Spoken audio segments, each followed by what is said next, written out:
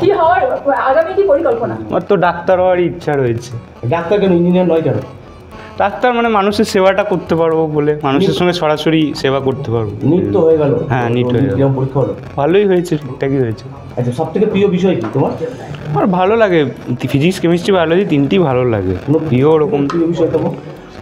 বায়োলজিটা ভালো লাগে। এই ফলের পেছনে কার প্রেরণা সবচেয়ে বেশি বলে মনে করছো? বাবা মায়ের এবং টিচারদের সবাই আমাকে সবসময় মানে ইন্সপায়ার করতো। না, এতটা ভালো আশা করিনি। র্যাঙ্ক একটা ভেবেছিলাম, এতটা ভালো রেজাল্ট আশা করিনি। কতক্ষণ পড়াশোনা করেছিলে? ওই অত আমি সময় মেনে পড়ি না, তবে ওই 10-12 ঘন্টা মতো, 12-13 ঘন্টা। অন্য কিছু?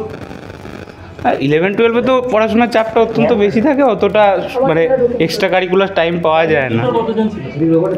ছিল মানে প্রতিটা সাবজেক্টেরই একজন করে বা দুজন করে ছিল। খেলাধুলা হবি, যেটা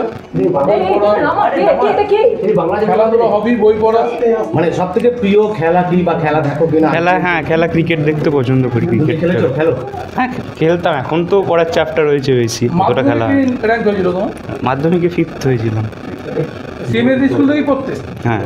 বাড়ি তোমার এইটাই বাড়ি না? হ্যাঁ, এটাই বাড়ি। গ্রামের বাড়ি? গ্রামের বাড়ি খেরুচ্চাঁদ। বাবা টিচার।